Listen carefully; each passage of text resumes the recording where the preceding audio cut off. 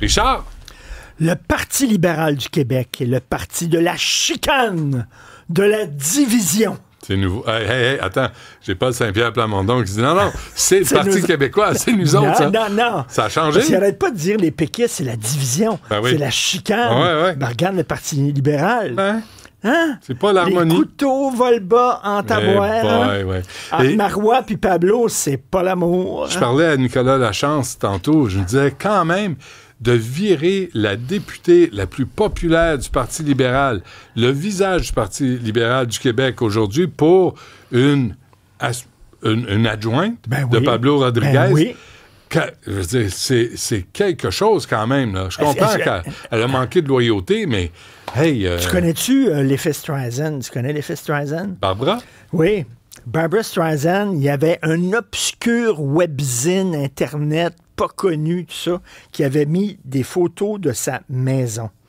Elle les avait poursuivis en disant c'est une intrusion sur ma vie privée. Ben oui. Mais parce qu'elle les a poursuivis, les photos de sa maison sont allées partout. Devenu viral. Elle voulait cacher l'affaire, puis elle l'a exposée.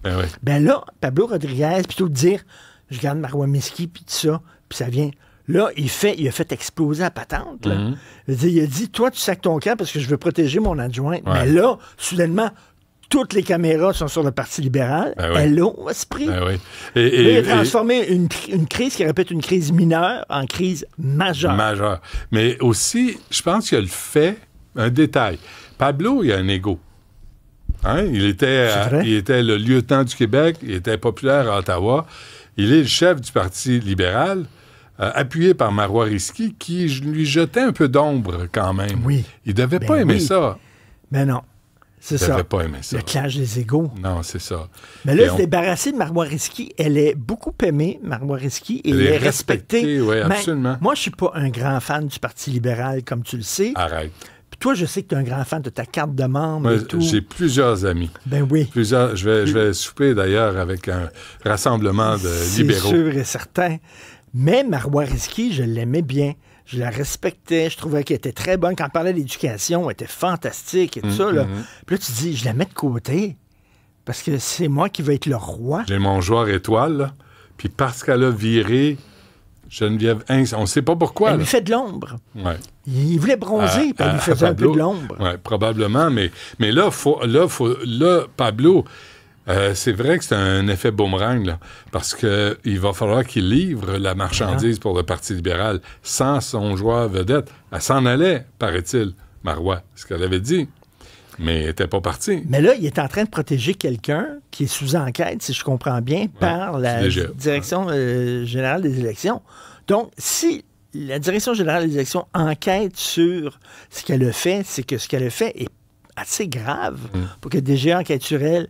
Fait que lui, il se débarrasse de la personne la plus populaire dans son parti pour protéger quelqu'un qui est sous enquête par le DGA. Comprends-tu quelque chose là-dedans? Oui, parce que Marois Risky ne lui a pas demandé la permission, puisque c'est lui le chef ultime.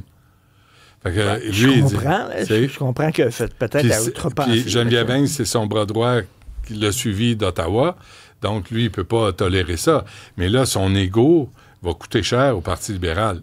Sincèrement, là, je pense qu'il va y avoir des surprises. Il y en a un qui se porte pas bien. Qui est malade. Où?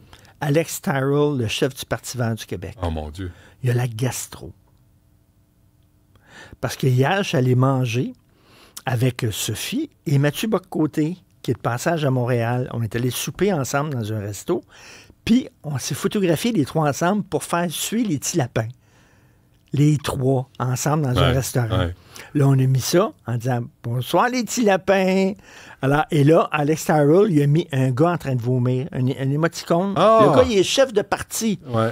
Il a mis en train de vomir. Il est malade. Ah oui. Je sais pas ce qu'il a mangé. Il a mangé Qu'est-ce qu'il a mangé? Il a mangé on a bien mangé hier. Il a mangé du verre. Ah, il a mangé du verre. Ouais. As-tu vu le site de Tout le monde en parle a retiré le segment avec Mathieu Boccoté. Il y a toutes les vedettes, il y a toute la soirée. Ils l'ont retiré. Sauf Mathieu Boccoté.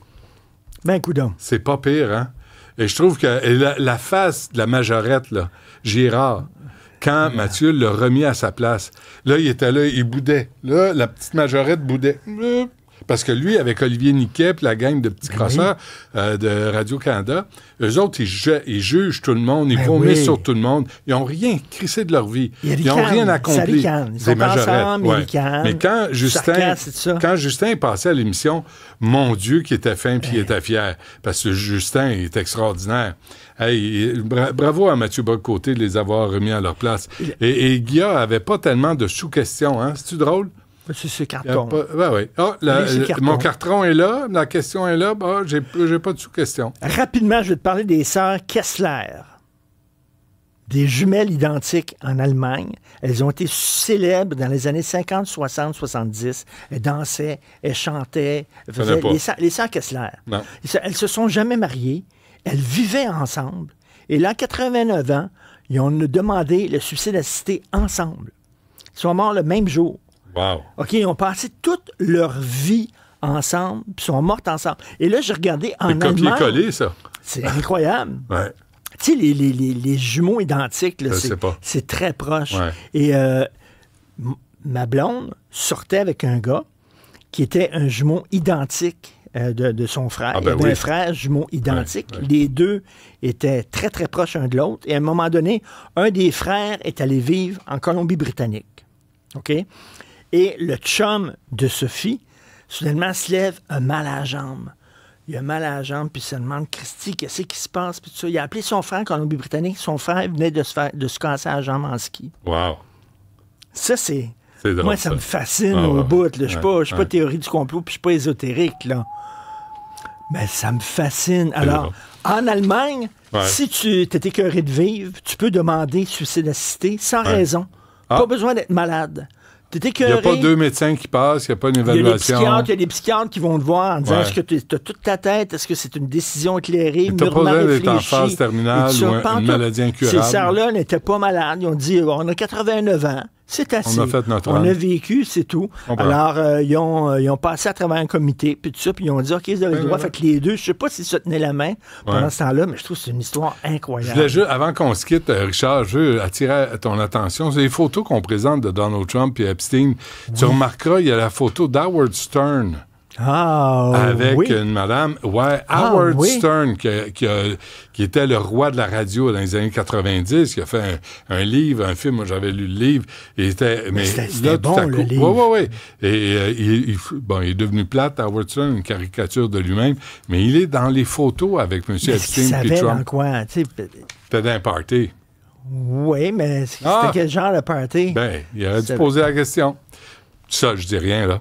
Ça, je dis rien, là. Non. À demain. Du coup. Salut.